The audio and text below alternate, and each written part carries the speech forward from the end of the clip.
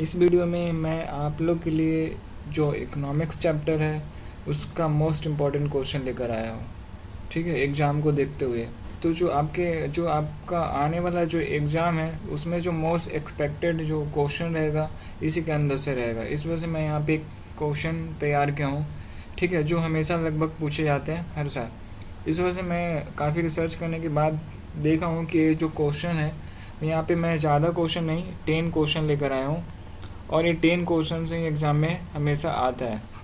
ठीक है, और ये बीकॉम फर्स्ट सेमेस्टर का क्वेश्चन है, फर्स्ट सेमेस्टर का।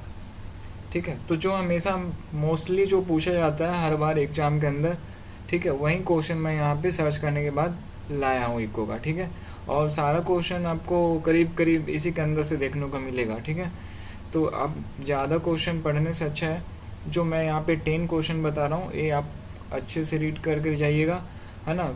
यहाँ से आपको जो मैक्सिमम है 100% क्वेश्चन आपका यहीं से बन के। तो देखिए यहाँ पे जो मोस्ट इम्पॉर्टेंट जो क्वेश्चन है इको का, इकोनॉमिक्स चैप्टर का, तो उसका जो फर्स्ट क्वेश्चन है ना, what is micro and macro economics. ठीक है, बिल्कुल सिंपल सा क्वेश्चन। माइक्रो और मैक्रो इकोनॉमिक्स जो है उसके बारे में पूछा है कि दोनों क्या है, माइक्रो इकोनॉमिक्स क्या है और मैक्रो इकोनॉमिक्स क्या है। ठीक है, यानी कि व्यष्टि अर्थशास्त्र और समष्टि अर्थशास्त्र दोनों के बारे में पूछा है कि दोनों क्या है, उसका डिफरेंस बताइए या फिर उसका डिफिनेशन बताइए। ठीक है, बिल्कुल सिंपल से क्वेश्चन है, ये हर बार पूछा जाता है एग्जाम के अंदर। ठीक है, इस वजह से मैं यहाँ पे इसको दिया हूँ। इसके बाद जो सेकंड नंबर क्वेश्चन है, what is the law of demand, यानी कि लॉ ऑफ डिमांड क्या है। ये तो मोस्ट इम्पॉर्टेंट क्वेश्चन है जो हर बार एग्जाम में डिमांड से क्वेश्चन बनते हैं। ठीक है, यानी कि what is the law of demand. यहाँ पे एक एडिशनल चीज़ आप ऐड लिख लीजिए, सप्लाई के बारे में भी आप लोग पढ़ लीजिए, यानी कि डिमांड एंड सप्लाई दोनों के बारे में आप पढ़ कर जाइएगा। ठीक है, डिमांड क्या होता है, सप्लाई क्या होता है, तो सप्लाई के बारे में भी आप रीड आउट। ठीक है, तो यहाँ पे जो सेकंड जो मोस्ट इंपॉर्टेंट क्वेश्चन बनकर आता है वो what is the law of demand. इसके बाद जो थर्ड नंबर क्वेश्चन है, what is the degree of price elasticity of demand. यहाँ भी वही सेम चीज़ पूछा डिमांड के बारे में, लेकिन यहाँ पे क्या पूछा, degree of price elasticity of demand. ठीक है, तो ये भी सिंपल सा क्वेश्चन है, degree of price elasticity of demand, यानी कि डिमांड से आपको जरूर एक या दो क्वेश्चन देखने को मिलेगा, मिनिमम एक और मैक्सिमम दो। ठीक है, इसके बाद पूछा difference between Marshall, fourth number है question, difference between Marshall and Robinson definition. मतलब देखिए मार्शल और रॉबिन्सन इस तरह से कई अर्थशास्त्री थे जो इकोनॉमिक्स के बारे में तरह तरह का क्या डेफिनेशन दिए हैं। सबसे पहले एडम स्मिथ ने दिया था, आपको ये पता होना चाहिए, एडम स्मिथ, है ना, ये काफ़ी फेमस इकोनॉमिक्स थे। ठीक है, सबसे पहले इन्होंने ही डेफिनेशन दिया था इकोनॉमिक्स के बारे में, और ये वेल्थ पे ज़्यादा जोर दिया था, यानी कि वेल्थ, और इन्होंने क्या किया था, वेल्थ रिलेटेड डिफिनेशन दिया था एडम स्मिथ का। तो आपका एक नंबर में भी ऑब्जेक्टिव में पूछा जाता है कि जो एडम स्मिथ है उन्होंने किससे रिलेटेड डिफिनेशन दिया था, वेल्थ से रिलेटेड या फिर धन संबंधी विज्ञान किसने बताया था, तो एडम स्मिथ ने। और जबकि मार्शल यहाँ पे क्या बताया था, इन्होंने समाज के कल्याण के बारे में डिफिनेशन दिया था मार्शल। उसी तरह यहाँ पे रॉबिन्सन है। ठीक है, तो कई अर्थशास्त्री है, तो सबके बारे में आपको जानना ज़रूरी है। तो इस वजह से यहाँ पे जो मोस्ट एक्सपेक्टेड और जो इम्पोर्टेंट क्वेश्चन यहाँ पे निकल कर आ रहा है, मार्शल एंड रॉबिन्सन का डिफिनेशन। ठीक है, यानी कि मार्शल्स और रॉबिन्सन का जो डिफिनेशन है दोनों में क्या अंतर है वो आपको बताना है।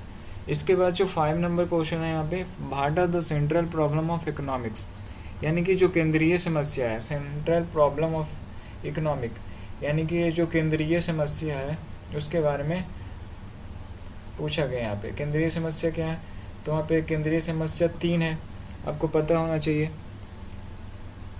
क्या उत्पादन किया जाए, कैसे उत्पादन किया जाए और किसके लिए उत्पादन किया जाए, ये 3 समस्या है। ठीक है, तीनों के बारे में डिटेल पढ़ लीजिएगा आप लोग। ठीक है, ठीक है, और डिमांड से एक 5 नंबर का क्वेश्चन आएगा और एक 15 नंबर का आएगा, ए 5 का और ए 15 का 2 क्वेश्चन आ सकते हैं। ठीक है, उसी तरह यहाँ पे माइक्रो एंड मैक्रो इकोनॉमिक्स का भी 15 मार्क्स का क्वेश्चन आएगा। ठीक है, और difference between Marshall and Robinson, ठीक है, ये सब 15 मार्क्स में आपको पूछा जाएगा। ठीक है।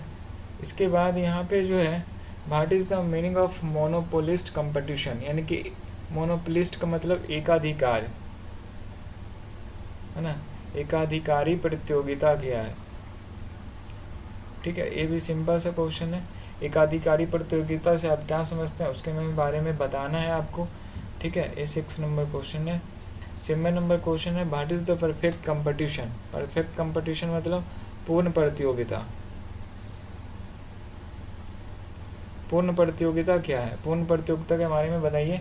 और आगे में एक और लाइन इसी में ऐड है, how is the price of commodity determined under perfect competition, यानी कि पूर्ण प्रतियोगिता में किसी वस्तु का कीमत कैसे निर्धारण होता है। तो ये भी मोस्ट इम्पॉर्टेंट क्वेश्चन है, very very most important question है कि पूर्ण प्रतियोगिता क्या है और पूर्ण प्रतियोगिता बाजार में, यानी कि पूर्ण प्रतियोगिता में हम किसी वस्तु का यानी कि किसी कमोडिटी का जो प्राइस है वो कैसे डिटरमाइन करते हैं। ठीक है, इसके बाद क्वेश्चन नंबर 8 है what is difference between substitute goods and complementary goods. ठीक है, यहाँ पे दोनों के बीच डिफरेंस पूछा है, यानी कि सब्स्टिट्यूट गुड्स और कम्प्लीमेंट्री गुड्स।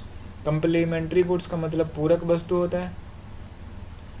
ठीक है, और सब्स्टिट्यूट मतलब स्थानपन्न वस्तु होता है। ठीक है, स्थानपन्न वस्तु मतलब एक वस्तु की जगह हम दूसरे वस्तु का यूज कर सकते हैं, यानी कि एक वस्तु का अगर प्राइस बढ़ जाता है तो उसके जगह पे हम दूसरी वस्तु का जो उससे सिमिलर हो उसका हम यूज करते हैं।